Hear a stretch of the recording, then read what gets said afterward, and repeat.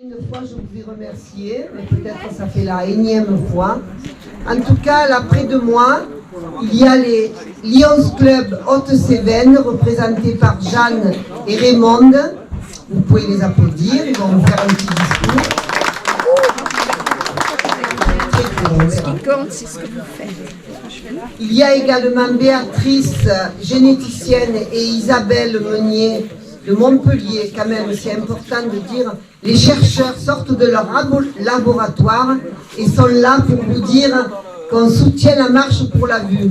Merci d'être là, je leur passe la parole.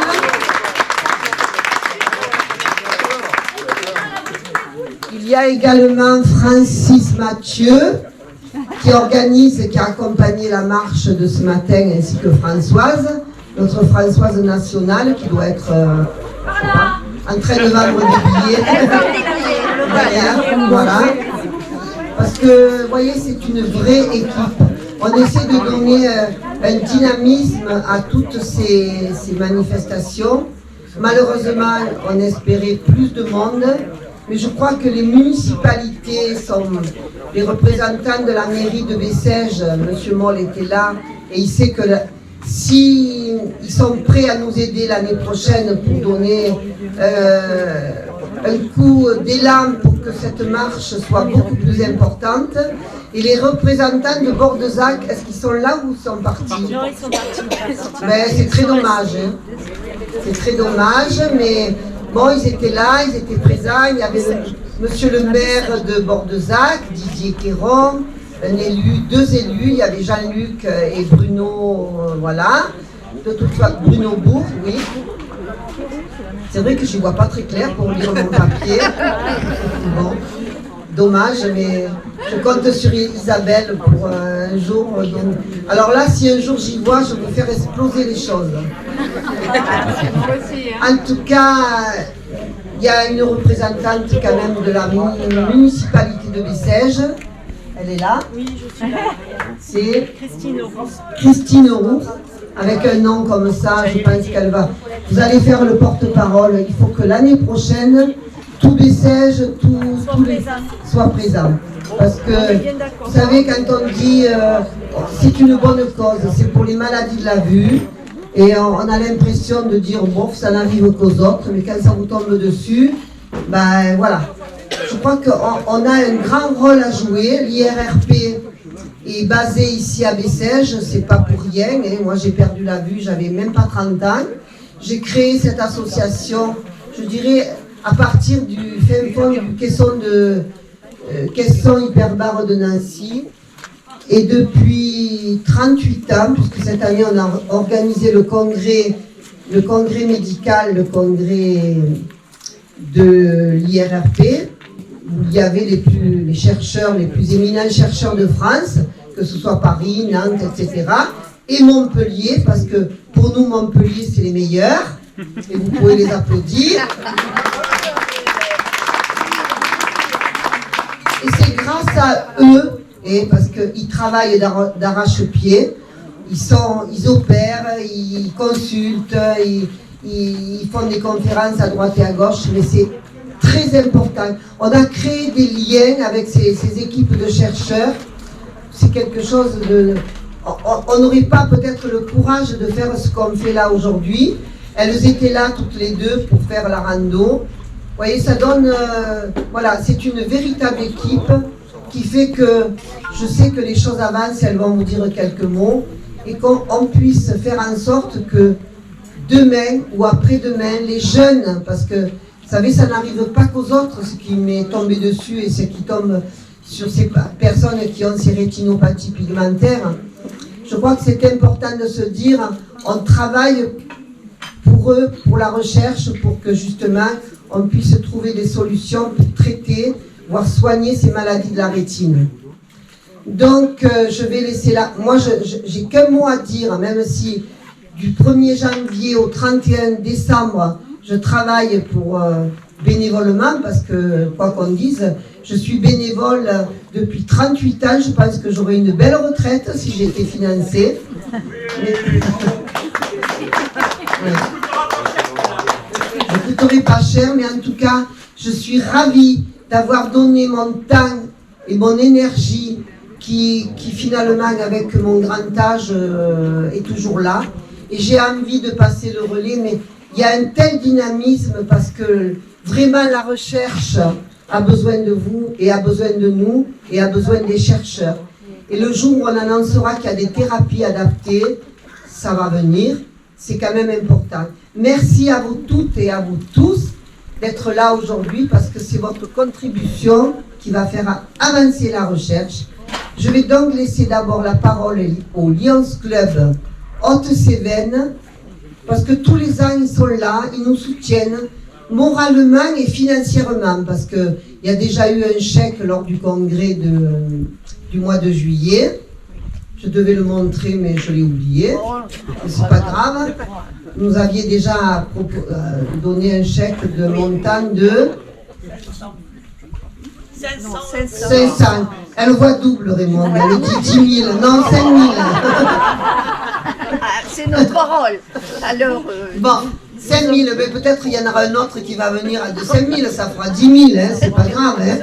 En tout cas, moi, je suis très touchée parce que depuis longtemps, on avait notre trésorier, Jean-Marc, qui était trésorier de l'IRRP et qui était au Lions Club. Franchement, c'est top. Parce que vous savez, les Lions, ils sont au service de la déficience visuelle et de nombreuses causes, mais surtout la déficience visuelle. Et je dois vraiment les remercier parce que tous les ans, ils sont là. Et si on a besoin, ils sont là aussi.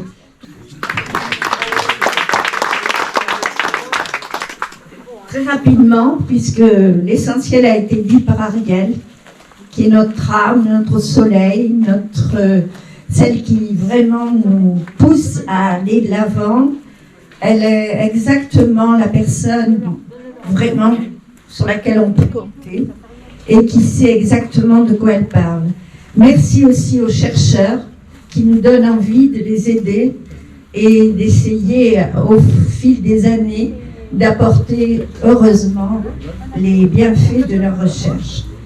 Je n'irai pas plus loin. Notre rôle en tant que Lions Club est simplement d'aider dans la mesure de nos possibilités et nous essaierons d'être toujours là dans les années à venir. Merci à tous. Merci.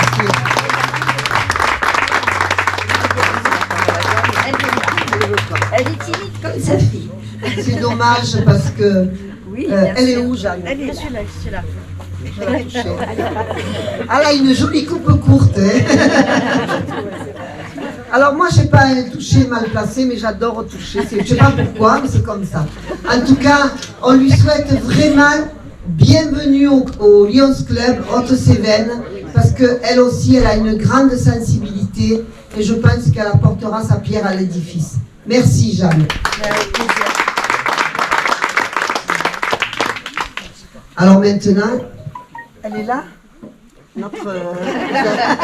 Elle fait petit. Je vais être touchée.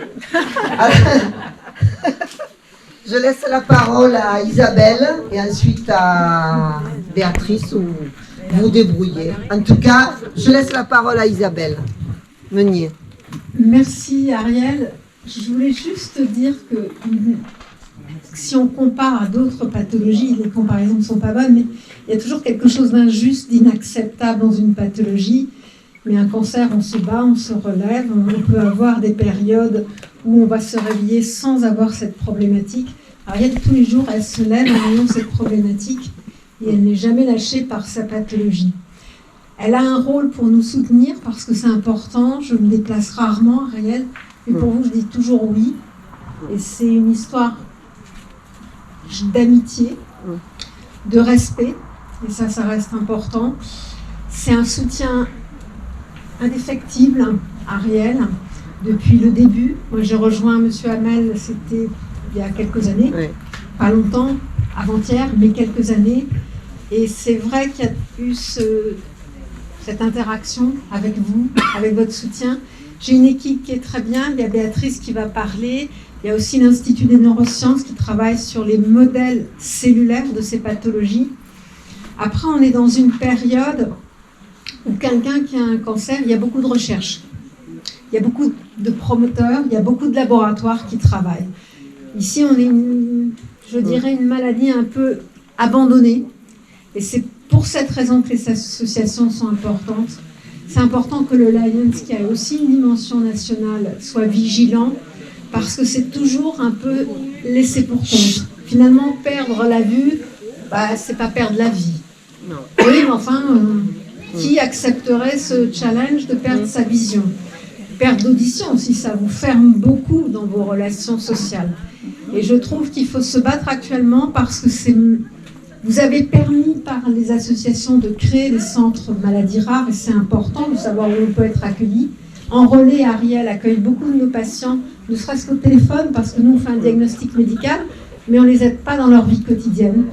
Et dans cette pathologie fondamentalement inacceptable, injuste, il faut aussi que le patient ait son cheminement pour se reconstruire, pour accepter l'inacceptable et pour vivre avec l'inacceptable.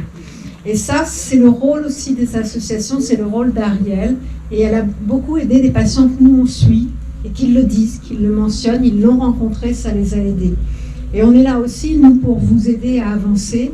Mais c'est vrai que c'est très frustrant dans notre activité parce qu'on a aujourd'hui des modèles qui marchent bien, des modèles qui nous permettent d'évaluer des traitements.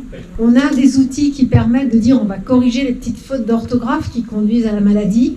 Mais aujourd'hui, il y a un arrêt des traitements parce que ces essais sont coûteux, parce que le rendement de ces essais pour les investisseurs est à long terme, c'est 5-10 ans d'implication pour ces promoteurs, pour ces laboratoires, et que ça leur paraît trop long et peu rentable.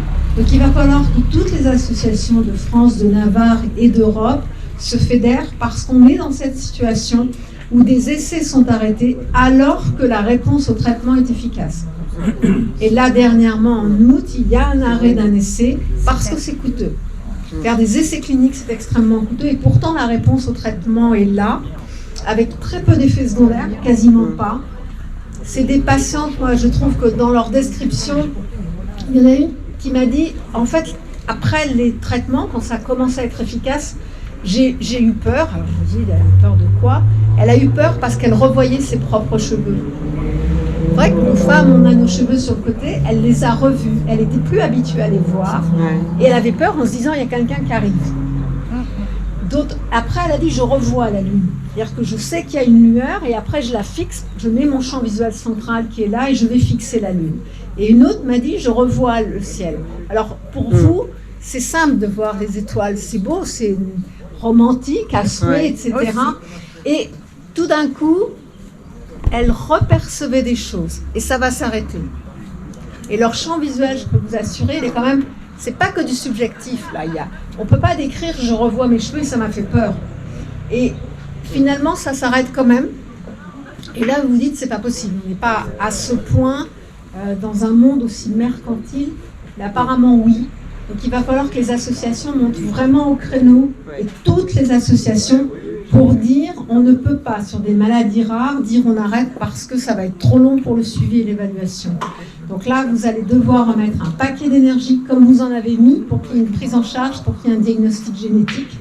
Mais maintenant, ces traitements, ils sont un petit peu en danger et on a besoin de moteurs derrière. C'est en étant fédérés tous ensemble qu'on peut être efficace.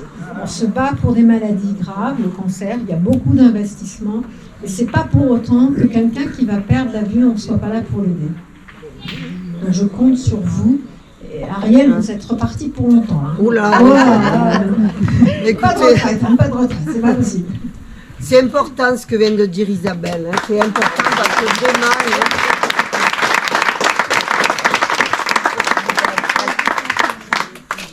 Donc on compte sur vous, on compte sur l'entourage, il ne faut rien lâcher. C'est sûr qu'il y a toujours des priorités autres, mais quand ces femmes m'ont parlé toutes les deux de ce qu'elles revoyaient dans le ciel, moi qui adore regarder le ciel, et de se dire les cheveux, moi je trouve que mes cheveux sont horribles et qu'ils sont toujours sur le côté, et je me disais c'est bien de ne pas les voir. Et elles étaient contentes de les revoir, elles me disent finalement où va le monde. Et alors qu'on leur a dit, je leur ai annoncé quand même qu'on n'allait pas réinjecter, c'était terrible. Alors que le médicament, il coûte pas cher, mais parce que l'essai clinique est coûteux. Et on est là, avec quelque chose qui répond. Leur champ visuel, il est impressionnant. Moi, j'ai jamais vu ça. Donc, Je sais, que le champ visuel s'est amélioré, et ce qu'elles décrivent, elles ne peuvent pas l'inventer, ça ne s'invente pas, j'ai eu peur de mes propres cheveux, c'est pas grave. Et qu'on soit là à dire on arrête, parce que c'est ce qui est le cas actuellement, mais qu'il y ait des sortes d'autorisation transitoire qu'on nous permet de dire c'est la recherche publique qui va assurer l'essai clinique, et c'est pas un laboratoire privé qui, lui, de toute façon, voit à court terme. Donc il faut qu'on soit ensemble, et là, les associations, il va falloir vous remonter au créneau toutes. Ouais. Quel challenge. Vous croyez que ce ne serait pas génial pour moi qui vois plus depuis 30 ans de dire voilà, je vais revoir. J'ai toujours de l'espoir, mais surtout de l'espoir pour ceux qui ont ce problème aujourd'hui. En tout cas, voilà pourquoi nous, on ne baisse pas les bras. On sera toujours là, Isabelle.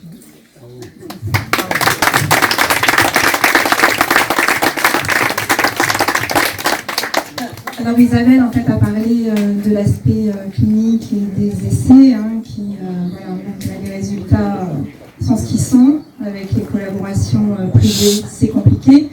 Donc moi je vais vous parler de notre structure de recherche, donc c'est une structure en 3 temps, donc une association forte publique entre donc, le centre de référence coordonné par Isabelle, l'équipe Vision, donc basée à l'Institut des neurosciences à Montpellier, unité INSAM qui est dirigée par Vicky Kaladzis, qui est présente avec nous par la pensée et qui vous transmet en fait toute son amitié.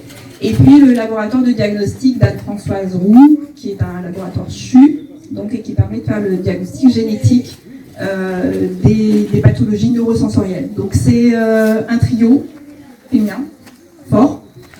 Et puis, que je vais vous expliquer un petit peu, c'est le versant recherche, donc un peu où on en est à Montpellier.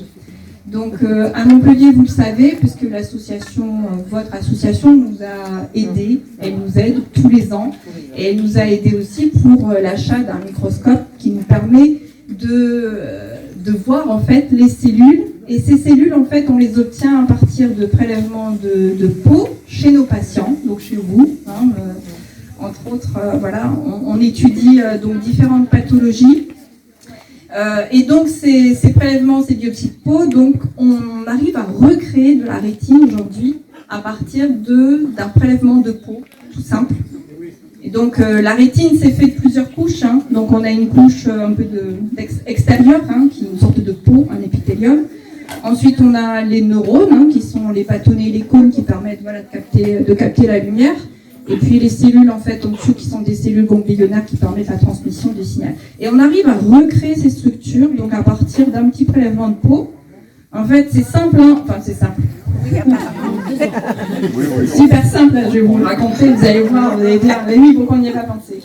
Donc en fait, qu'est-ce qui différencie une cellule de peau d'une cellule d'un photorécepteur? C'est en fait la façon dont elle a été nourrie. Donc on est capable en fait à partir d'une cellule de peau de lui mettre un cocktail de facteurs qui va lui faire redevenir une cellule bébé en gros.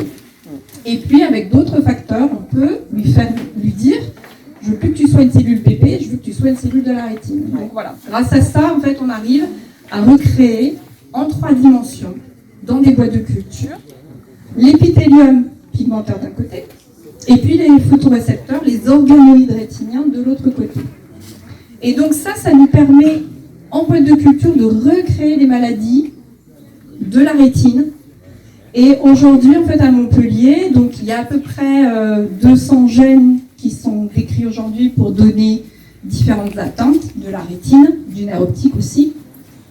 Et aujourd'hui, à Montpellier, donc, on est passé à 12 gènes. On a 12 modèles de gènes, donc 12 modèles qui sont issus des patients, que l'on étudie à Montpellier. Et ces différents modèles, donc, ce sont des modèles à la fois de pathologies qui touchent la périphérie, donc plutôt les bâtonnets, donc les rod-cone dystrophies.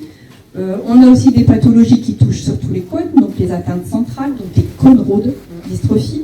On étudie aussi l'amorose congénitale de Leber, cette pathologie en fait de malvoyance de naissance, et puis aussi l'albinisme. Donc on a ces modèles cellulaires, tissulaires de patients. Et grâce à ces modèles, en fait, voilà, on ouvre une fenêtre pour permettre de voir ce qui se passe, pourquoi ça se passe, comment ça évolue. et on décrit de nouveaux mécanismes. Et d'ailleurs, la méthodologie en fait d'obtention de ces cellules, en fait, on vient de la publier, donc il n'y a pas de précédent avant, donc on vient de publier la façon de faire, que ce soit utile à tous les autres chercheurs. Voilà, grâce à vos financements, aussi à votre aide, donc ça nous permet de les voir, ces cellules, de voir comment ça évolue. Et donc on a publié ces clichés, voilà, on a des spécialistes d'imagerie qui nous permettent en 3 dimensions de recréer ces structures-là. Donc le but, c'est toujours de comprendre pourquoi une mutation dans un gène va donner une dégénérescence et ce que ça implique dans le fonctionnement, dans le mécanisme, dans la transmission du signal. Donc on apprend énormément de choses. Et puis notre rôle aussi, c'est de découvrir toujours de nouveaux mécanismes. Donc, ces modèles et cette méthodologie nous permettent d'y arriver. Et on décrit aussi de nouveaux gènes parce que forcément, le diagnostic génétique, on n'arrive pas à le donner à tous les patients. Aujourd'hui, on a à peu près 2 patients sur 3 pour lesquels on peut donner une réponse génétique, c'est-à-dire qu'on va lui dire « oui, vous avez une mutation dans ce gène, c'est connu ». Mais il y a quand même un tiers des patients pour lesquels on n'arrive pas à expliquer pourquoi en fait il y a une maladie. Et ça c'est important parce que c'est important de le savoir, pour savoir pourquoi la rétine dégénère. Et puis pour le conseil génétique, c'est important de dire aux patients vous avez telle transmission dans la famille et donc il faut faire attention à vos enfants ou le risque est mineur. Donc voilà, on a plusieurs types de discours. Et donc cette année, on est en train de publier aussi un nouveau gène qu'on vient de décrire à Montpellier. Votre soutien a été aussi essentiel donc, pour la réalisation de ces études-là. Pour ceux qui étaient présents en juillet, voilà, c'est ce gène-là que je vous ai présenté et qu'on est en train de publier. Donc vous voyez que c'est un partenariat, c'est une collaboration. On a participé aujourd'hui à cette marche pour la vue, mais ensemble on avance. En fait, on avance, voilà. Patients, associations, chercheurs, médecins. Donc on avance ensemble en fait pour essayer le plus possible de comprendre pourquoi il y a ces maladies et comment faire en fait pour les guérir. Et voilà. Donc merci pour votre soutien qui est indispensable. Et voilà. Et on sait qu'il est indéfectible. Et puis bon courage. Et on sait que vous allez continuer longtemps.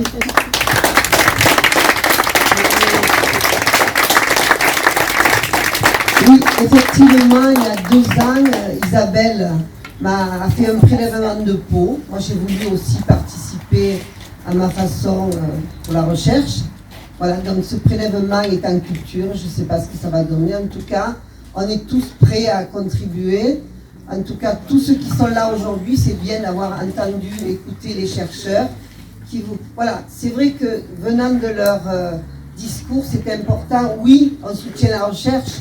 L'année dernière, nous avons soutenu à hauteur de 34 000 €, 4 laboratoires.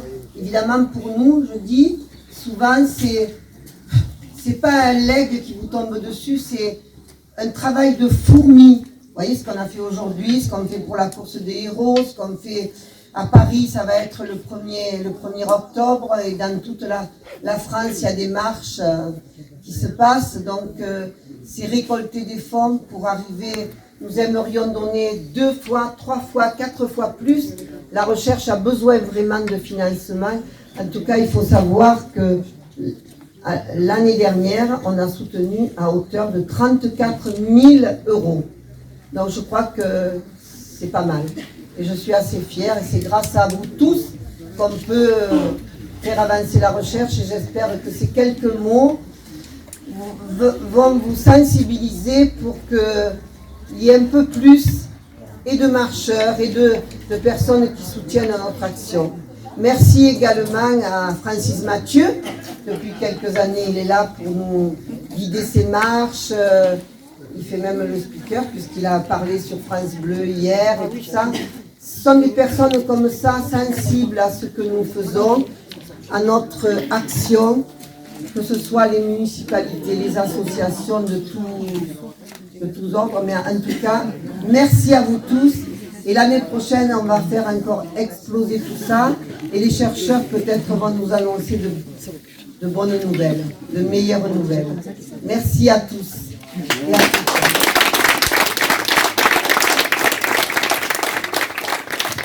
Voilà. Merci. Je dis justement, Ah, quand même. c'est très très gentil de m'avoir remercié, mais moi-même j'ai une équipe avec moi, je représente l'association Les Passeurs de Mémoire, et notamment notre trésorière Sylvie qui est là, mais il y en avait d'autres tout à l'heure qui ont accompagné les balades et qui sont venus. Mais bon, on aimerait être bien entendu plus nombreux en tout cas. Bravo à tous pour tout ce qui se fait. Merci. Pour vous remercier tous les chercheurs, le Lions Club, l'IRRP et surtout Ariel, parce qu'Ariel, depuis des dizaines d'années maintenant, vous faites énormément pour la recherche. Vous êtes investis, mais au-delà de ce qu'on peut imaginer. C'est impressionnant tout ce que vous pouvez faire. Donc un grand merci Ariel pour tout. J'ai bien entendu les chercheurs quand vous avez dit que c'était une maladie où effectivement on n'en mourait pas, on ne perdait pas la vie, c'est un beau lapsus. Oui. Mais je pense que si on en perd un morceau quand même de vie, parce que quand on ne voit plus, j'ose même pas imaginer ce que vous vivez au quotidien. Et je pense que les municipalités, nous, on n'est pas grand-chose, mais peut-être qu'on peut vous aider, s'investir différemment pour que l'année prochaine, il y ait davantage de monde. Voilà, parce que effectivement, on le voit, on n'est pas nombreux, et quand on voit certaines manifestations qui ne sont pas des manifestations pour la santé, qui ne sont pas des manifestations humanitaires, quand on voit le monde qu'il y a, et là, je trouve que c'est dommage, il manque du monde. Donc je pense qu'Ariel, il faudrait qu'on se voit pour voir comment on peut l'organiser l'année prochaine, peut-être organiser cette marche, la mettre dans le programme des manifestations de la commune. Je pense aussi aux enfants, peut-être faire quelque chose avec, en touchant les enfants, leur demandant de venir, faire une marche qui soit adaptée aux enfants. Vous pouvez peut-être vous intervenir sur une matinée ou un temps dans les écoles pour expliquer votre quotidien, ce que vous vivez. Je sais que vous le faites et que vous avez des supports, je me souviens. On a fait un forum santé sur Bessèges il y a quelques années, vous étiez présente. Il y avait beaucoup de supports, c'était intéressant. Donc peut-être faire quelque chose dans les écoles dès cette année pour que l'année prochaine les enfants puissent venir et du coup venir avec leur famille, faire venir du monde et faire venir aussi de l'argent dans les caisses. J'ai bien compris que la recherche avançait et on voit que c'est le manque d'argent qui fait que tout s'arrête. Donc c'est bien dommage. Voilà. Donc on va se voir et on va essayer de faire que les choses avancent. Et en tout cas, un grand merci encore à Ariel pour tout ce que vous faites. Bravo.